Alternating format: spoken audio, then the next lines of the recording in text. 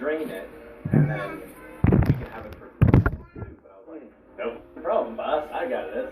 But I started working when I was 18, and I was by far the worst cook anyone's ever seen before. I don't know anything about chicken stock. I didn't even know what it was. So you blindly agreed? Yeah, because he's a chef. I have to say yes. Yes, chef. Yeah, exactly. And so, chicken stock, we're talking about vegetable stock. But I didn't know what that was. So I'm looking in the bucket, and I'm like, man, look at it. He's like, put all these good vegetable bits in this like shitty-ass, dirty water that no one needs. You know what I mean? So I threw the vegetable stock down the sink that took all day to make and kept the vegetables. And I'm all proud and whatever, and I put it in the fridge and covered it. Next day I come back to work, and my chef comes up to me and he's like, Rosie, can you remember with it? I was like, yeah, no problem, boss. And he shows me the bucket. He's like, did you do this? I was like, yeah, you wanted this. And he was, I get this reaction from most important people in my life, but he couldn't tell whether he should laugh or be super disappointed and angry. So he eventually cried laughing, but I appreciate the lead.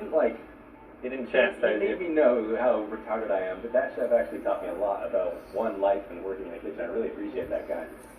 Chef Kelly threw out there, what up? But I was so embarrassed, I couldn't believe. I went home and told my dad. He didn't laugh. He's like, you're That's one of those situations where you realize it's better to ask questions than to just go through with it. Because there's a 50% chance you're wrong. And in your case, probably 100% chance. All right, Vivi, verdict. 7.5. Oh, 7.5. I don't know where the 0.5 came from, but I'm not going to ask. All right, number 2, you ready? Now, I was a 13-year-old buck, right? Now, there was my first middle school dance coming up, right? And I was always so pumped because that was kind of my opportunity. Now, again, I was always the really, really shy kid back then. It was way before I got really popular, of course. You know what I mean? Yeah. And, is it a humble brag? Yes.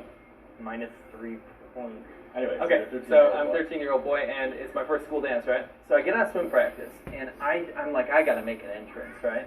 So I put on my khaki pants and my green sweater, and I took like 2 globs of hair gel. Yeah. And I remember just twisting my hair to make these 3 spikes. I looked like the frickin' Statue of Liberty, dude. It was ridiculous. That is so early 2000s. It was, but it wasn't the whole like wall like it used to do. I was like, I gotta make a special appearance. So I made them like real thick spikes. Like a Statue of Liberty. There was only 3 of them, seriously.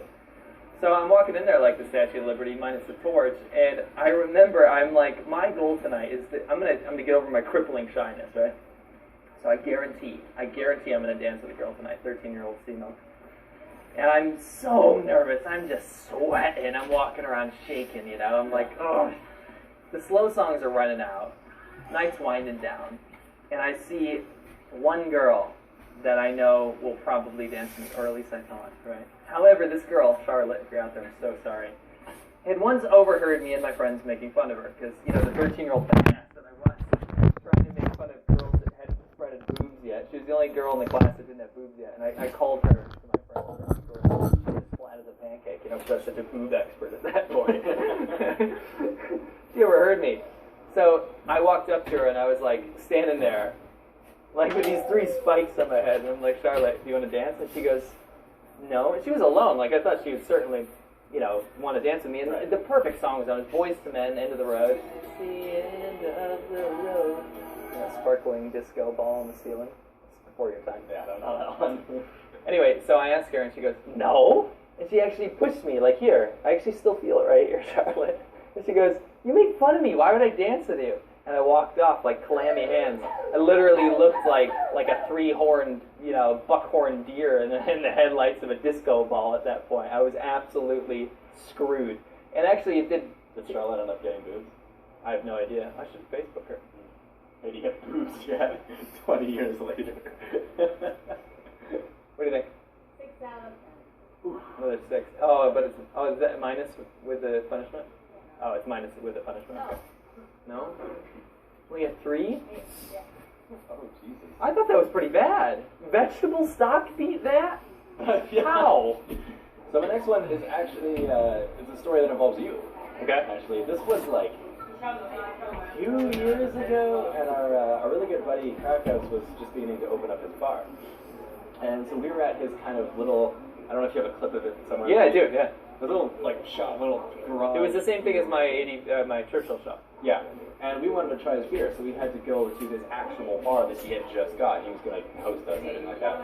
So it was me, you, Winston, like Some other people. 3 other people, yeah. So it was all of us riding together, and We're a bit of a gang. A bit of a gang. A tool gang. I left my... we didn't have any gear on. No. We were riding like idiots. And But that's it was one like thing, 2 a.m. Yeah, that's one thing I gotta say. For anyone who's new to riding, don't think you're cool by not wearing gear, because this story might... Anyways. So we're riding, and we're like, you guys are going so fast. I only had a scooter. Winston had his scooter, which wasn't going very fast, so he hadn't finished it yet. So you guys were like... Oh, I was on my You were on the Chamberlain. Chamberlain. Now the Chamberlain was like this... It was a frame with an engine, 0 electronics. It was a frame and an engine and nothing. Yeah. And it had these huge 8 hangers, and so when you ride it, you can't hear anything because it's a straight pipe. So the whole thing just... It shot fire. Yeah, it shot fire at the back. It was just an absolute death machine. Yeah. Right, but I was hanging back with Winston, so both on scooters, and I felt bad that he was coming back. But finally we catch up to you guys, and there's a fork in the road, so you can go left or you can go right. Oh, God. Don't tell this. Now, I was riding behind you, and we all had to go right, but you were in the left lane, and it had already split, and you realized your mistake, and you... This is a really difficult story for us to tell, because we haven't actually told anyone about this on camera, because he still feels super bad about it, but... I'm sorry. He turns right really hard and he clips my front wheel, but the problem was that we were going like 80 kilometers an hour, maybe 9 With no kilometers an gear. hour. I had no gear, no helmet, no gloves, nothing. And I skid down the street, I get up, I pop right back up, I go, I get the bike, and you guys turned around, you're like,